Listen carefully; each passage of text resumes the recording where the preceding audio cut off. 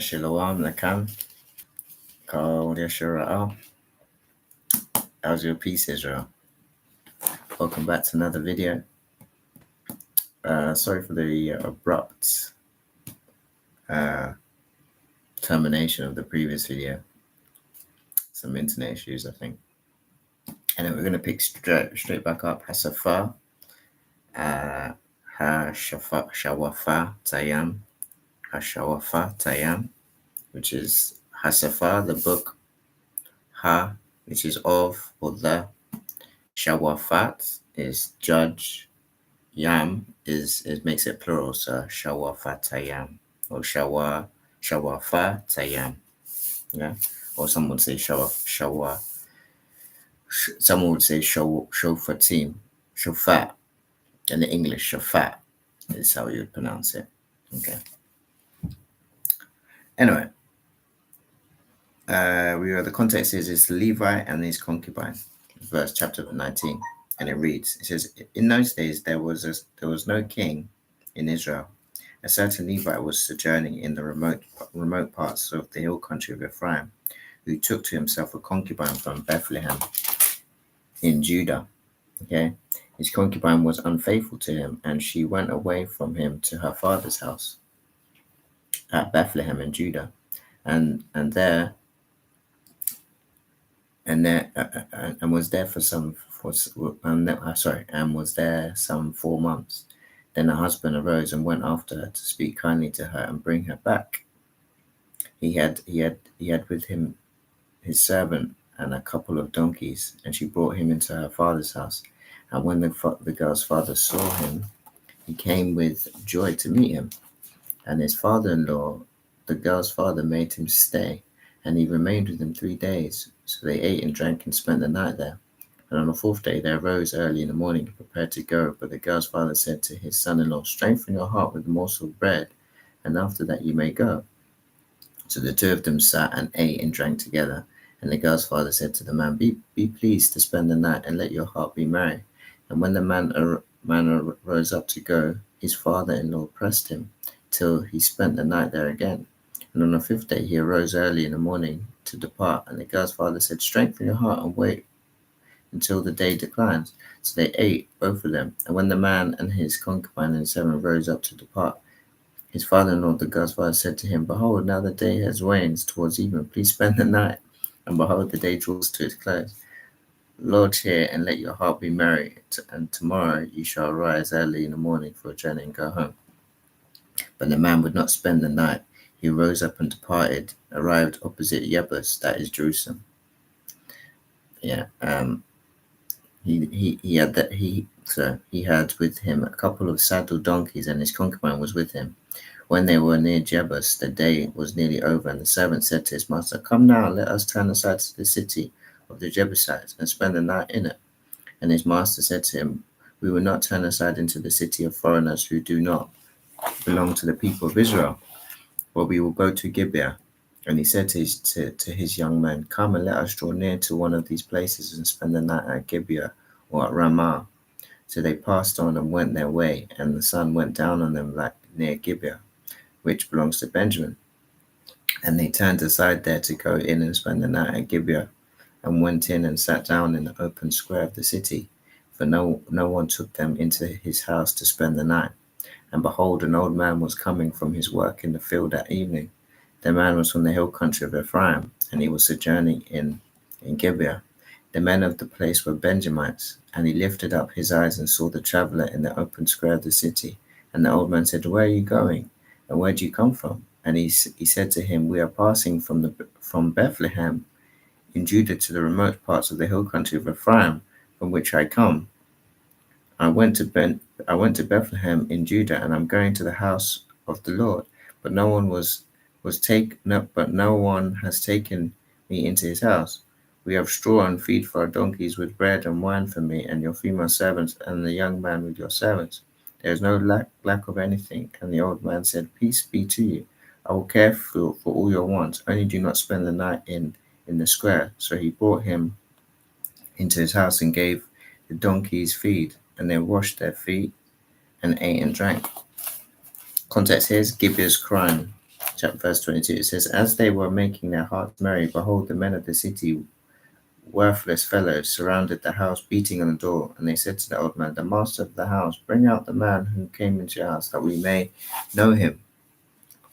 So I don't know, when they say know him, let's look at the Hebrew in that, because a lot of the time when they say know him, it means like to lay with the person. So these people were homosexual. Okay, so let's actually look for the Hebrew for what they meant as know. 3030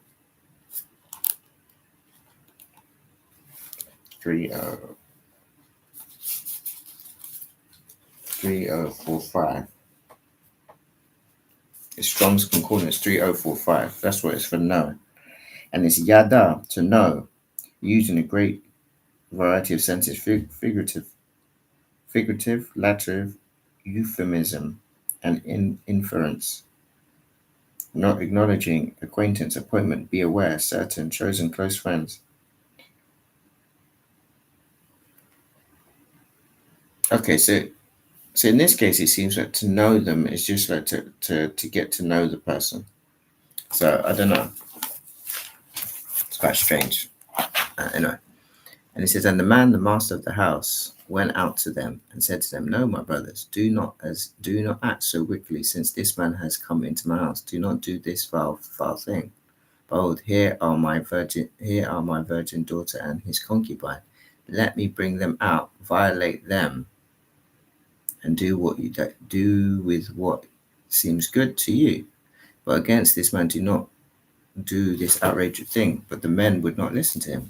So the man seized his concubine and made her go out to them.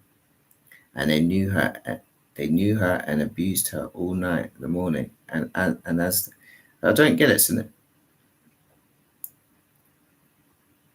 this is sad. So I don't know whether it's the old man, or I guess it was the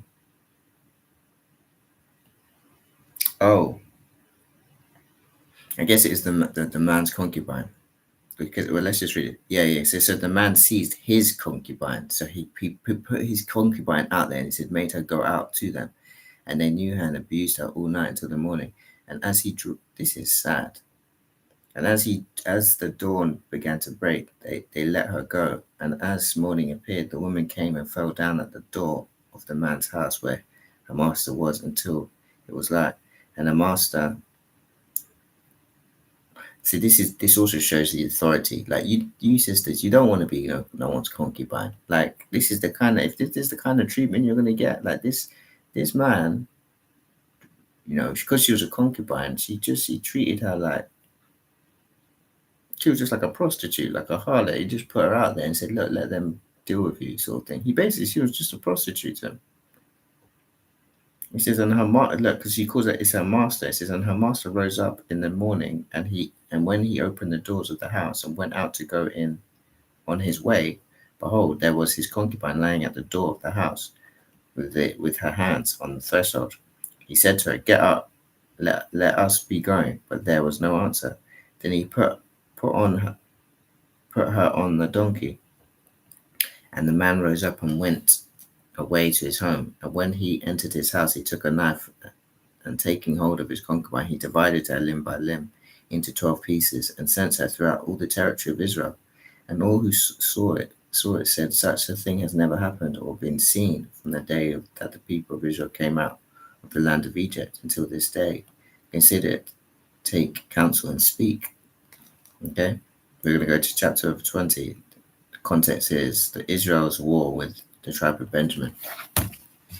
It says, then all the people of Israel came out from Dan to Beersheba, including the land of Gilead, and the congregation as assembled as one man to the Lord at Mizpah.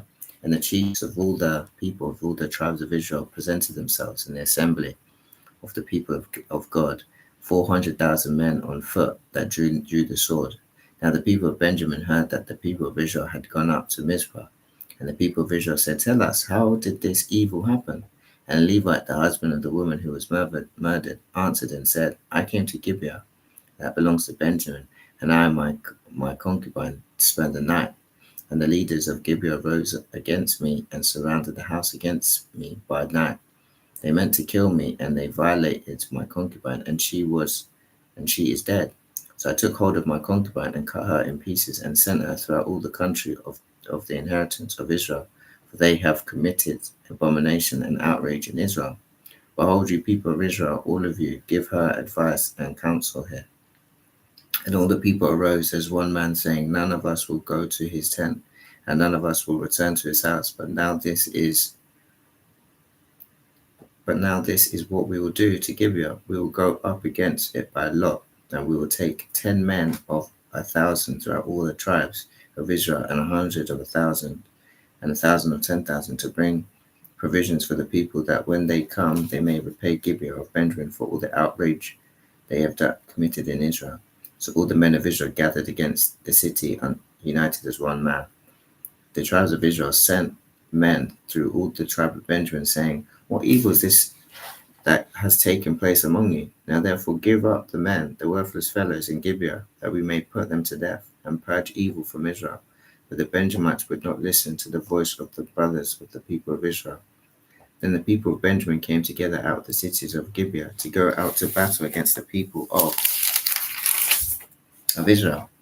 And the people of Benjamin mustered out of their cities on that day 26,000 men who drew the sword, besides the inhabitants of Gibeah, who mustered 700 chosen men. Among all these were 700 chosen men who were left-handed. Every one could sling a stone a hair and not miss. And the men of Israel, apart from Benjamin, mustered 400,000 men who drew the sword. All these men were men of war. And the people of Israel arose and went up to Bethel and inquired of God, who shall go up first for us to fight against the people of Benjamin? And the Lord said, Judah shall go up first. Then the people of Israel rose in the morning and encamped against Gibeah. And the men of Israel went out to fight against Benjamin. And the men of Israel drew up the battle line against them at Gibeah. The people of Benjamin came out of Gibeah and destroyed on that day 22,000 men of the Israelites. But the men of Israel, took courage and again formed the battle in line in the same place where they had formed it on the first day. And the people of Israel went up and wept before the Lord until the evening, and they inquired of the Lord, shall we again draw near to fight against our brothers, the people of Benjamin? The Lord said, go up against them.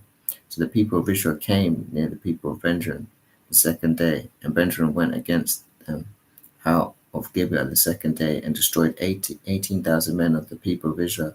All these were men who drew the sword. Then all the people of Israel, the whole army, went up and came to Bethel and wept. They sat there before the Lord and fasted that day until evening, and offered burnt offerings and peace offerings before the Lord. And the people of Israel inquired of the Lord, for the ark of the covenant of God was there in those days. And Phinehas, the son of Eleazar, son of Aaron, ministered before it in those days, saying, shall we go up once more to battle against our brothers, the people of Benjamin, or shall we cease? And the Lord said, go up for tomorrow, and I'll give them into your hand. So Israel set men in ambush around Gibeah, and the people of Israel went up against the people of Benjamin on the third day and set themselves in an array against Gibeah, as at other times. And the people of Benjamin went out against the people and were drawn away from their city. And as at other times they began to strike and kill some of the people on the highways, one of which goes up to Bethel, and the other to Gibeah in the open country. But 30 men of Israel and the people of Benjamin said, they are rooted before us as at the first. But the people of Israel said, let us flee and draw them away from the city to the highways. And all the men of Israel rose up out of their place and set themselves in array at Baal Tamar. And the men of Israel who were in ambush rushed out of their place from Ma'arah Gebah. And they came against Gibeah 10,000 chosen men out of all of Israel, and the battle was hard. But the Benjamites did not know that disaster was close upon them. And the Lord defeated Benjamin before Israel, and the people of Israel destroyed 25,100 men of Benjamin that day. All these were men who drew the sword, so the people of Benjamin saw that they were defeated. The men of Israel gave ground to Benjamin because they trusted the men in ambush who they had set against Gibeah. The men in ambush hurried and rushed against Gibeah. The men in ambush moved out and struck all the city with the edge of the sword. Now the appointed signal between the men of Israel and the men in the main ambush was that they made a great cloud of smoke rise up out of the city. The men of Israel should turn in battle. Now Benjamin had begun to strike and kill about 30 men of Israel. They said, surely they are defeated before us as in the first battle. But then the signal began to rise out of the city in the column of smoke. The Benjamites looked behind them, and behold, the whole of the city went up in smoke to heaven. Then the men of Israel turned, and the men of Benjamin were dismayed, for they saw that the disaster was close upon them. Therefore they turned their backs before the men of Israel in the direction of the wilderness, but the battle overtook them. Those who came out of the cities were destroying them in their midst, surrounding the Benjamites. They pursued them and trod them down from Nohah as far as opposite Gibeah on the east. 18,000 men of Benjamin fell, all of them men of valor, and they turned and fled towards the wilderness to the rock of Rimmon. 5,000 men of them were cut down in the highways, and they were pursued to Gidom, and 2,000 men of them were struck down. So all who fell that day of Benjamin were 25,000 men who drew the sword, all of them men of valor. But 600 men fled, and 600 men fled.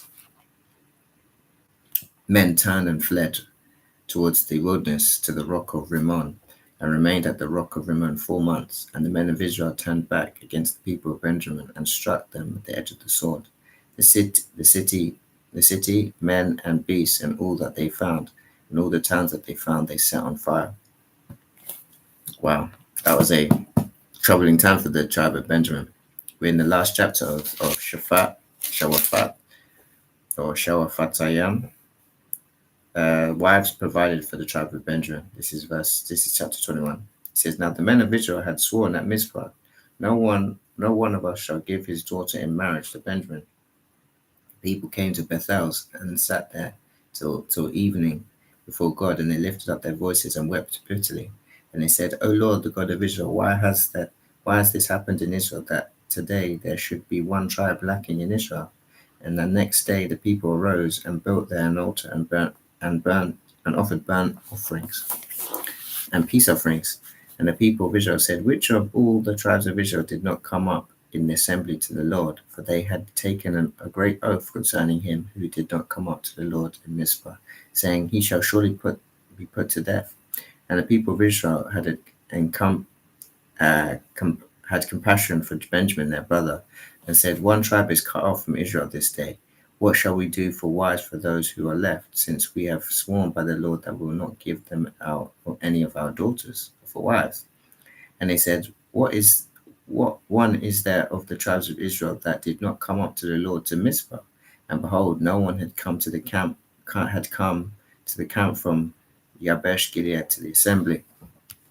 And this is actually you'll find is in the region of Gad. Okay, so if you were to look here, you'll find that this is Yabesh Gilead is here. This is Gad's region. Okay, so just to bear that in mind. Okay, and he said that he said, for when the people were mustered, behold, not one of the inhabitants of Yabesh Gilead was there. So the congregation sent 12,000 of their bravest men there, and commanded them, go and strike the inhabitants of Yabesh Gilead with the edge of the sword, also the women and the little ones. This is what you shall do. Every male and every woman that has lain with a male, you shall devote to destruction. And they found among the inhabitants of Yabesh Gilead 400 young virgins, who had not known a man, by lying with him, and they brought them to the camp of Shiloh, which is in the land of Canaan. Then the whole congregation sent word to the people of Benjamin who were at the rock of Rimmon, and proclaimed peace to them. And Benjamin returned at that time, and they gave them the women who had saved alive of the women of Yabesh Gilead, but they were not enough for them. And the people had compassion on Benjamin, because the Lord had made a breach in the tribes of Israel. Verse 16, it says, the elders of the congregation said, what shall we do for wives for those who are left, since the women are destroyed out of Benjamin? And they said that there must be an inheritance for the survivors of Benjamin, that a tribe not be blotted out from Israel. Yet we could not give them the wives from our daughters, for the people of Israel had sworn, cursed be he who gives a wife to Benjamin. Okay, so there was actually a curse here.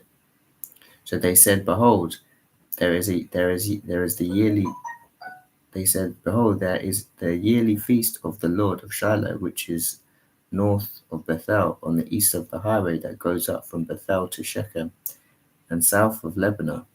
And they commanded the people of Benjamin, saying, go and lie in ambush in the vineyard, and watch if the daughters of Shiloh come out to dance in the dances, then come out of the vineyards and snatch each man his wife from the daughters of Shiloh, and go to the land of Benjamin. And when their fathers or their brothers come to complain to us, we will say to them, grant them graciously to us, because we did not take for each man of them his wife in battle, neither did you give them to them, else you would now be guilty. And the people of Benjamin did so, and took their wives according to their number from the dancers whom they carried off. Then then they went and returned to the inheritance, and rebuilt the towns, and lived in them. And the people of Israel departed from there at that time, even every man to his tribe and family. And they went out from there, every man to his inheritance. In those days, there was no king in Israel. Everyone did what was right in his own eyes. Wow. There's a lot of troubling things that comes to mind with all this sort of stuff. I mean, let's just put it this way. The whole rape situation that Benjamin did, that's just, that's a stigma that's going to be with them for a long time, even to this day. You know, no one's going to be happy. Like even me, from coming from the tribe of Ephraim, knowing that what Jeroboam's done, that's going to stick with us. You know what I'm saying? These are the stains that some of our tribal people had done, and that sticks with you. It doesn't matter whether it's not you yourself who's done it; it's part of your tribe. So they represented, our people in some form or fashion. You see what I'm saying? And then there's just some interesting areas where Benjamin, it showed a lot of strength. Benjamin is a very strong tribe. So you could obviously see that they even sent Judah first, and he still wiped out Judah. You see what I'm saying? So it shows that Benjamin is very strong, but also shows that they were actually almost wiped out pretty much, because they literally had no women. And this is quite interesting, because they actually have got women from. He says, so they said, behold, there is a yearly feast of the Lord at Shiloh, which is the north of Bethel, on the east of the highway that goes up to Bethel to Shechem, and the south of Lebanon. And they commanded the people of Benjamin, saying, go and lie in ambush in the vineyards, and watch if the daughters of Shiloh come out to dance in the dances. So I wonder who the daughters of Shiloh are. Let's have a look, because it seems, yeah, it's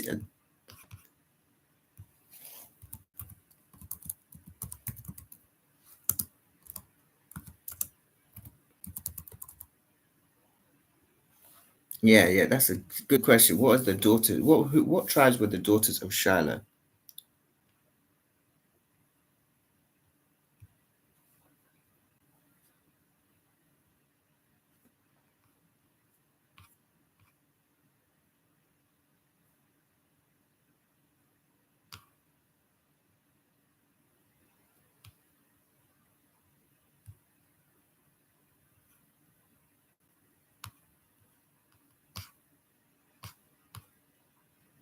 Because it's quite interesting, like who would have suffered such a thing for their wives? Because that's almost like what happened with,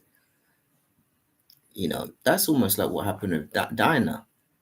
She was taken by Shechem, in fact, with force. That's like by force. You see what I'm saying? That's not like you're not marrying them. You actually take those take.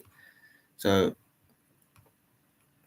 he says, by whom we may understand not those only who are born settled inhabitants, but they're Shiloh. I would have thought that would have been. I would have thought they were Ephraimites, because I swear Shiloh was actually in the midst of Ephraim.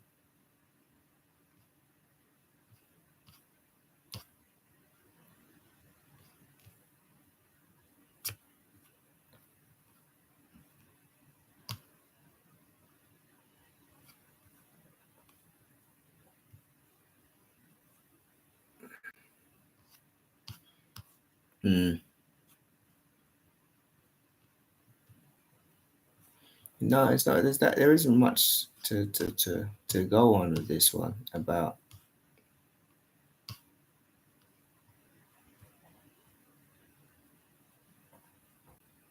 It says to preserve the tribe, the Benjamites needed wives, but the Israelites had vowed not to allow the daughters to marry the Benjamites. To get around this vow, they instructed the Benjamites to kidnap the daughters of the Israelites who lived at Shiloh while the young women dancing. So, so I guess this is what really happened. Okay, it kind of makes sense now. Is that there was a vow that they were not supposed to give their daughters to Benjamin, but how they got around that is that when they went up to festivals, they gave Benjamin, the men of Benjamin, instructions to just take any of the daughters that were not married that went and danced and things like that. That's basically what they did. So that was just to get round the issue of Benjamin becoming, or being terminated as a tribe, which I mean, at this period of time, things that went on in these times it was slightly different. I would, you know, we've got so much distractions with technology and all this sort of stuff, like and the laws of the land, and we're not, things are a lot different to what's happening here. So it might be difficult to stomach what's happening here, but you know that even in this specific situation, even if they took them by force,